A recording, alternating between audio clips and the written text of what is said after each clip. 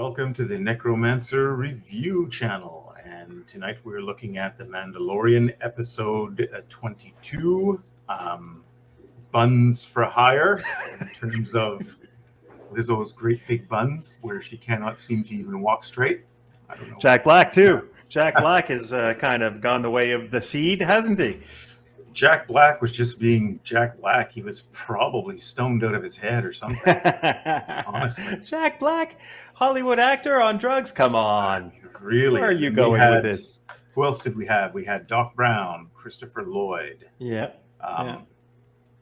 Being much more of Krug the Klingon than Doc Brown. And a little bit, I don't know, maybe he needs a few takes to do things better, but I thought he probably could have done that better. Maybe they were rushed. Maybe they're trying to save money to get all the filming done in one shot. I don't know, but oh man, I tell you, the performances in this episode are some of the worst acting I've seen. We're talking, elementary school or primary school pantomime acting. Wow, it was bloody horrible. That and was I'm sure a stinker.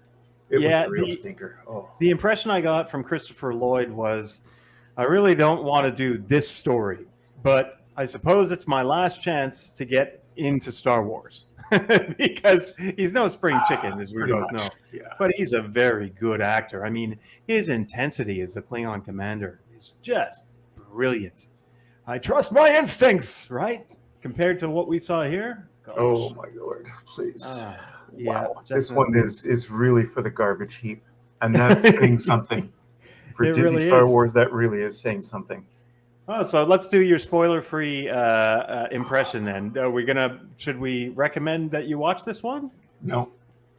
I recommend you don't watch this one because you're not going to get anything good out of it. And it's honestly, my wife and I will watch a show when we're having supper in front of the TV because, well, the kitchen's boring.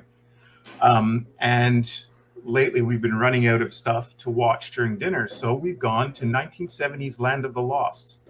1970s cheesy Saturday day kids show production Land of the Lost is light years better. It's Shakespearean compared to this crap. Yeah. And it's not that this is well, it is insulting, but in a different way. not like previous Disney trilogy that they've made, not a slap in the face. Just what is this for? Is it for 4-year-olds? Really? Yeah. I mean, you get better production stories out of the animated stuff that was done for children. I watched a little bit of the animated Clone Wars, and I watched a little bit of Rebels, and I said, this is for 9-year-olds. Right? And 7-year-olds. Yeah. And this show today, oh my God, it's for kindergarten kids. It's the worst Star Wars that I've ever seen. Bar none.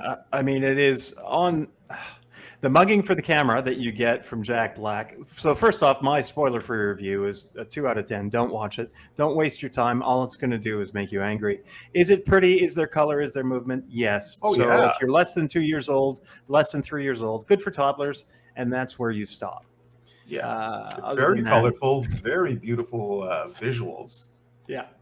Story-wise, I wrote better for this when I was 10 years old, and I tried to continue the movie Star Wars.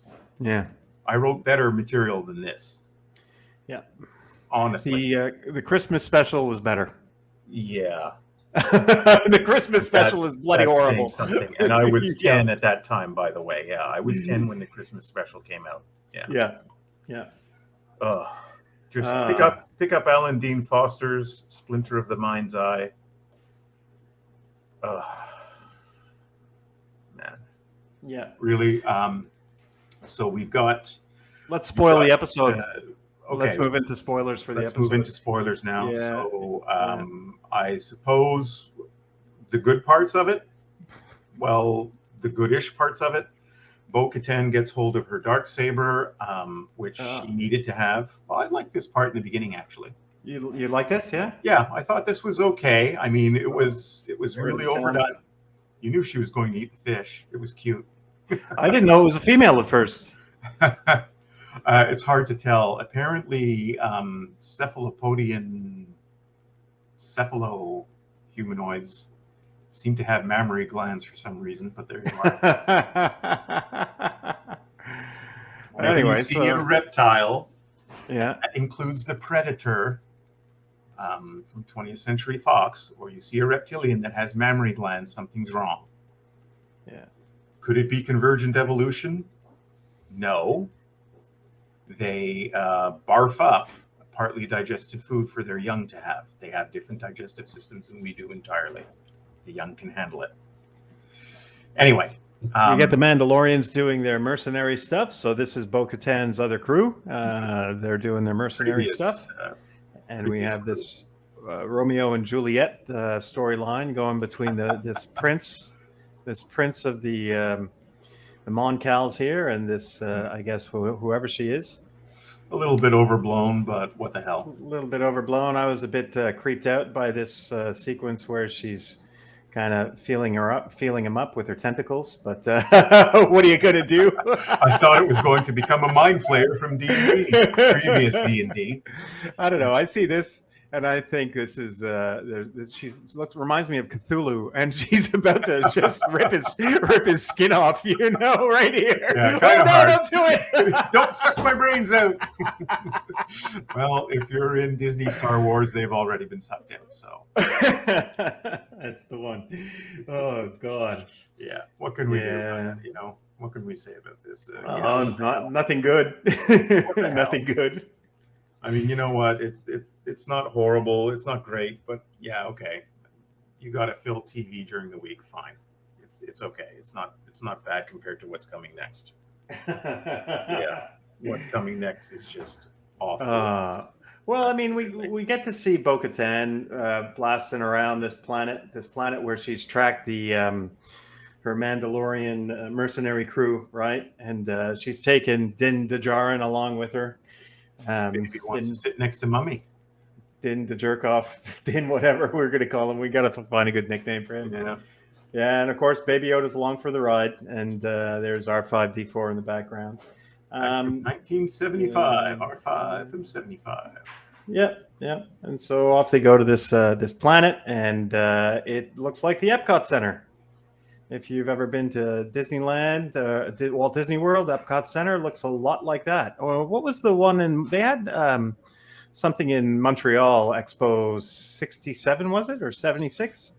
67, I think it was, and that they was actually domed like that. It's appeared in a few science fiction movies, looking science fiction. Yeah. Some of them were really bad, but honestly, maybe not as bad as the modern stuff that's going on. Well, I watched this one, and I thought it was a bit interesting that they did use the slave circuit on her ship, which is something I think that was written by Timothy Zahn, I think. Slaving a ship. Yeah. So for me, I thought it was a great lesson, a great kind of case study of why we shouldn't have autonomous cars. Because do you want somebody to be able to take control of your vehicle? Oh, I'm sure the government would love to do that. And put you wherever they want you to go. So that's what I thought that was a bonus. This is a great case for why autonomous cars are a horrible idea. Same here. It takes them where they want them to go, and they have no autonomy of their own. They can't decide whether they want to go somewhere. So I turned to the person beside me and I said, "This is kidnapping. This is kidnapping because they have not agreed. They have not consented to go." Yeah. Furthermore, it seems a bit strange that Bo-Katan would allow her ship to be slaved.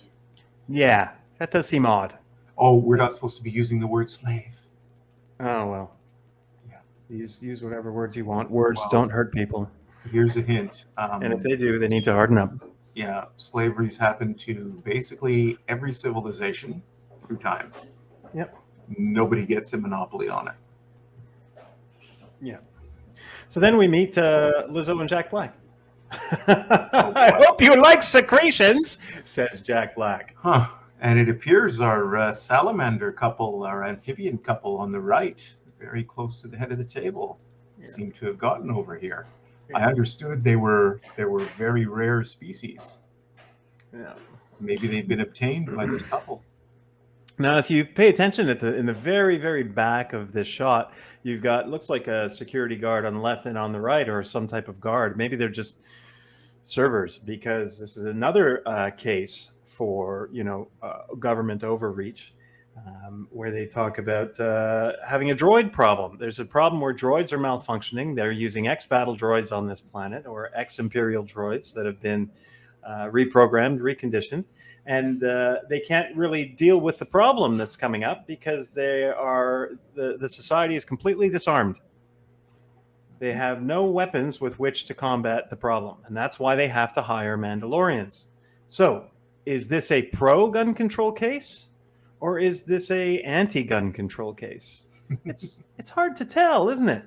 But it's, if you're an artist, again, this goes back to one of our podcasts previously, one of our streams previously, where I made the case that, there are sheep, there are sheepdogs, and there are wolves. And all of these people, they're a society of sheep, and that's fine, because their sheepdogs are the Mandalorians. And there aren't real wolves in this episode. There are just a few battle droids, right, that are going astray or going awry. I tend to think that you're going to need people in your culture that are going to keep the culture peaceful. And those are going to be good people with a capacity for violence. Did you notice that the guards here are wearing stormtrooper armor? I didn't. Mm-hmm. They're wearing stormtrooper armor, but no helmets. I like the Ithorian on the left at the end of the table. They actually animated his mouths much better. Yeah.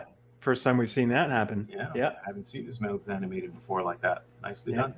There are a number of species here that basically pretty much recycled from the original movie. Yeah. It's almost entirely the Mos Eisley Cantina sitting at the table. Almost all of them. Yep. We don't see the little bat. I love the little bat. The little bat creature isn't there. It was cool. Probably had a kid in a costume. So let's talk about the quality of the acting. Oh my Lord. Really? All the other people with alien masks on their heads did a much better job. Yeah. These two just, Jack Black is mugging for the camera, and I love Tenacious D. Like, I will still listen to their Live in Seattle concert that came out just after the Pick of Destiny. Yeah. And their songs are vulgar but hilarious. Yeah. If you go into their non-commercial releases, oh my God.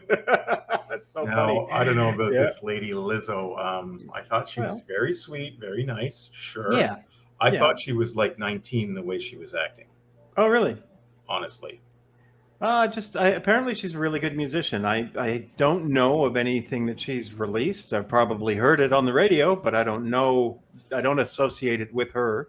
And I thought that she, great. She looks fine. She's excellent for the part, I suspect, but her acting was just... No, she's not an actress, clearly. Yeah, she's not an actress. She's a little bit below the B grade, I would have to say. I mean... Yeah. You Didn't get some soap opera actors that are better than her. For sure. Sorry to say. For sure. That's also saying something. Yeah. Which is a pity. Once, long ago... my wife likes to watch some soap operas, and there happened to be one that had Sally Struthers on it, of all people. We're talking about 20 years ago, but anyway. Yeah. And I stopped out of curiosity to watch the scene and what was going on. Sally Struthers absolutely blew everybody else out of the water. Wow. Her acting was just so far beyond those people. It was like diamond compared to talcum. Far out. It was unbelievable. Yeah. So, there are different degrees of acting ability. That's for sure. I saw Brad Pitt as a teenager in Freddy's Nightmares. And I had seen it in the 80s, 1988 to 89. I think it was 88 when he had done his because Freddy's Nightmares was an anthology series. That's right. So Yeah. you have different actors doing different sketches, let's say. Yeah. And his sketch, I didn't know it was him at the time. I had no idea who he was at the time, just a teenager. Some years later, I happened to rent Freddy's Nightmares and watched it. Oh, there you go, Brad Pitt. Same story. Even at 19, his acting was better than the older man who had been Lenny from Laverne and Shirley was on it. Oh, right. And yeah, Brad Pitt at 19, his acting was better than this veteran TV actor. So yeah, there's different degrees. Yeah.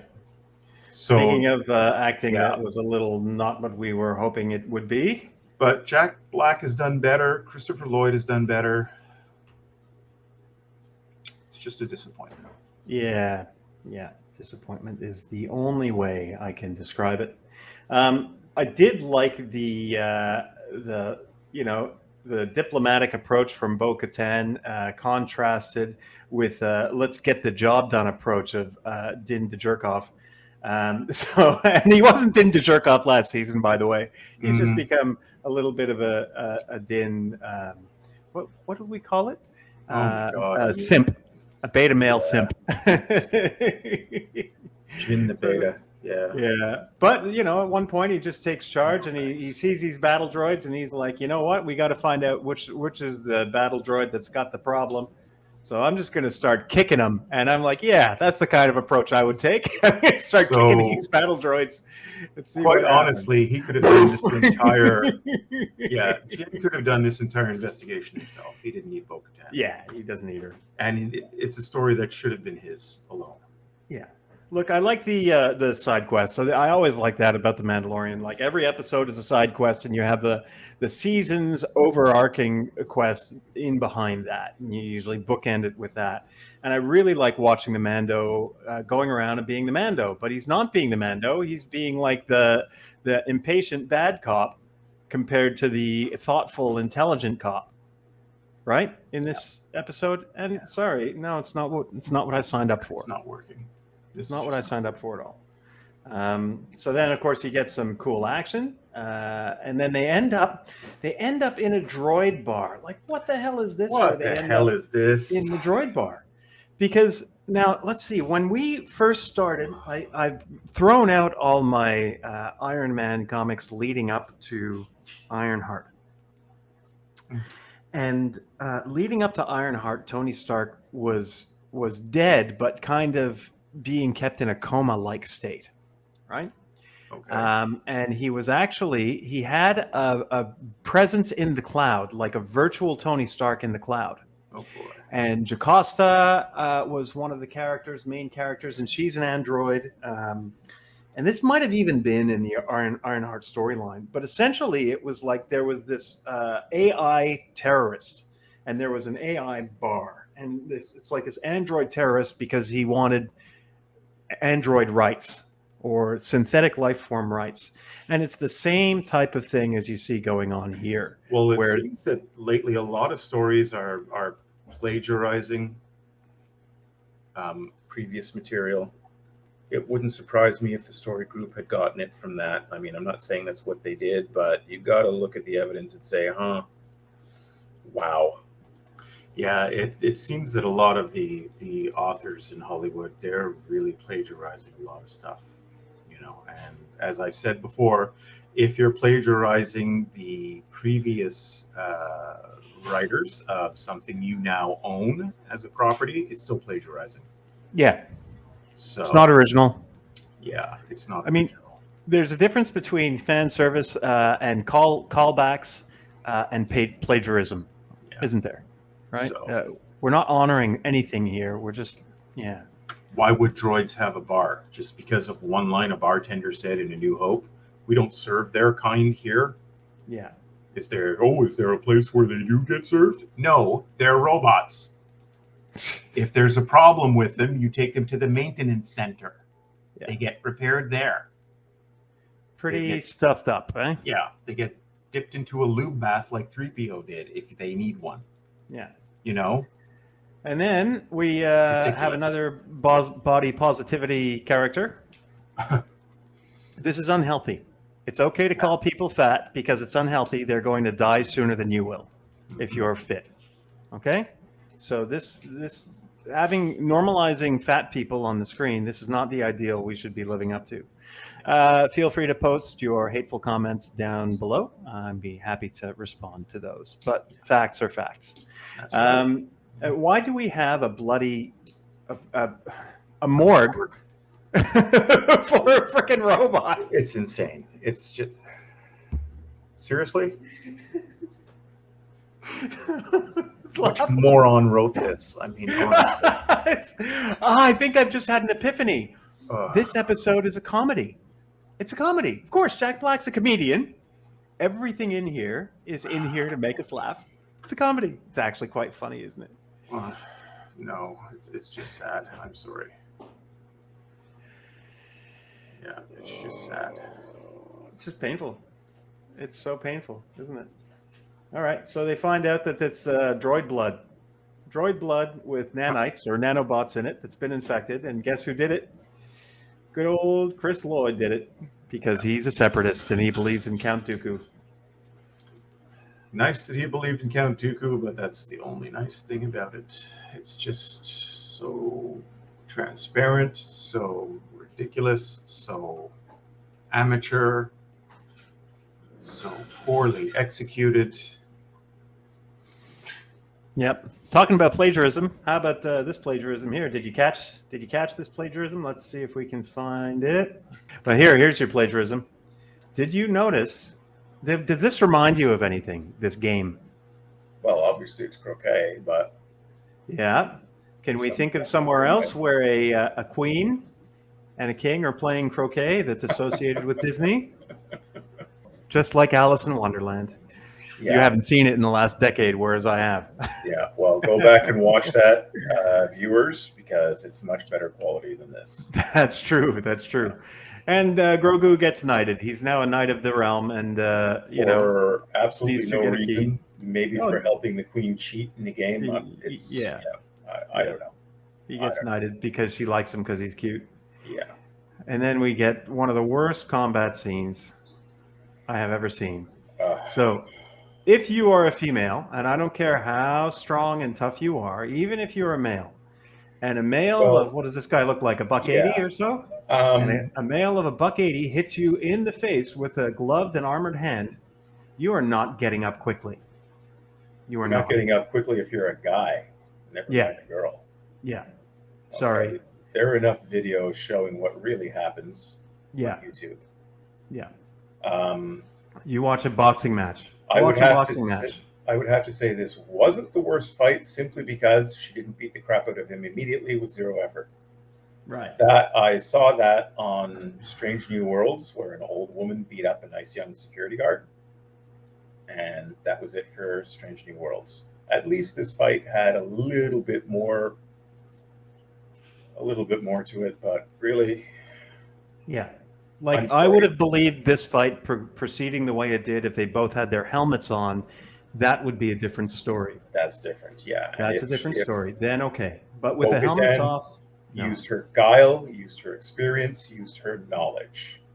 But she got punched in the face several times and got up like nothing had happened. She should have bruises, contusions, and cuts all over her face. Fat lip, bloody nose, black eye. It's that simple. Have you never been punched in the face by a hand? Most people haven't. It takes nothing. It takes very little to bruise an eye, to give you a black eye, to cut your lip, to bloody your nose. It takes very little. Yeah. Don't give me this absolute unrealistic garbage. I realize we're doing science fantasy, but if there have to be consequences, otherwise, why am I bothering? Not worth it. Yeah, why are we going to bother to watch it if it's no good? You know, the fight could have been a lot better. Yeah. And in the absolute worst payoff in the history of television cinema, Din Djarin just says, "Here, take it. It's yours." Yeah. But you can't just give it to me. Well, I lost it to a droid, so now you can have it. Yeah. So we could have done so much. So it's, I feel like it's a wasted opportunity. I think they were afraid of different camps. So If there was a fight between these two, which the preceding fight maybe should have been, if she beat him, many people would say, "Oh, that's bullcrap. The way a girl could beat a guy," and they would hate her. If he had beaten her, then a lot of people who love Bo-Katan would hate Din Djarin. So, And what's wrong with making Din Djarin the next leader of Mandalore? no problem with that. Just because he didn't want it, they shouldn't have done that. Yeah, but you know, I check marks, right? I suspect there's some Dave Filoni things. Yeah, and there's the check marks things. Dave Filoni loves Bo-Katan because he's her character. These are both Disney characters, so there's no real marketing. But here's the issue. The main overriding issue whenever I watch anything Star Wars or anything MCU at the moment, anything Lucasfilm, anything MCU, these properties were acquired by Bob Iger, and his reasoning was that we market very well to girls. We have Disney princesses that sell very well, and we are very adept at helping little girls find themselves. But what we're no good at is marketing to little boys.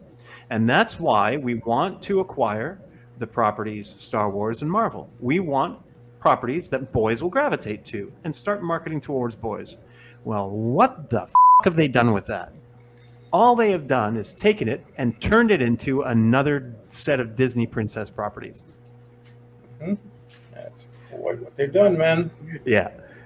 Absolute garbage. Big surprise. You're losing all the Star Wars fans you had. Yeah. Losing all the Marvel fans they had. Just because Marvel's been making such a damn mess of itself over the past few years, I am not automatically going to Guardians of the Galaxy 3 as I would ordinarily do. Yeah. No. I'm waiting for the reviews. I'm going to wait to see what Critical Drinker has to say. I'm going to wait to see what Doomcock has to say. I'll wait to see what Clownfish TV has to say. Maybe that Star Wars girl. Yeah. Let's see. Midnight's Edge are pretty honest with their reviews. You know, I find Nerdrotic. I know you don't like Nerdrotic, but I find their channel is honest with their reviews as well. They're authentic. They don't tell you. Mm-hmm. I think that Doomcock, God bless him, because I think he's a great guy and he means well. But I think he has an agenda whereby he wants to, at every expense, he wants to get rid of Secret Hideout being in charge of Star Trek. And he will give no quarter, even if they start producing good stuff, which is why he's not interested at all in Picard Season 3. Well, I don't think they can produce good stuff, so I'd have to say I'd agree with him. Yeah. About that. Yeah. I can't imagine that they could produce good stuff. Yeah. Stupid Hideout, I doubt it. I really doubt it. You see Turdsman's hand in all the soap opera bull crap. So check our review for Picard coming up shortly. Yeah. Anyway, so don't bother. This episode. Yeah. Mando, where the hell are they going with this, Orion? And that's it for this review. Yeah. So thanks for stopping by. If you don't like what I said, that's okay. Tell us what you think down below. I'm not going to pull any punches when I respond to you.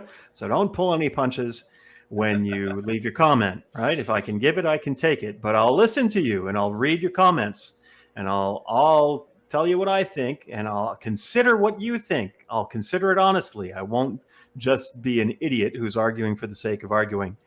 I'll really think about what you have to say. So please say something, even if it's not what I want to hear. Yeah, and please like, share, and subscribe. And with that, live long and prosper.